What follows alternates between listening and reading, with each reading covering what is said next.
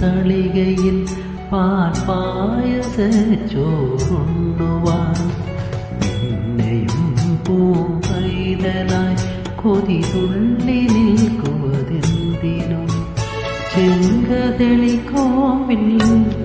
ചെറുതുമ്പിയായി തേടുവാൻ കാറ്റിനോടു കെഞ്ചി ഒരു നാട്ടുമാങ്കനി വീഴ്ത്തുവാൻ ഇനി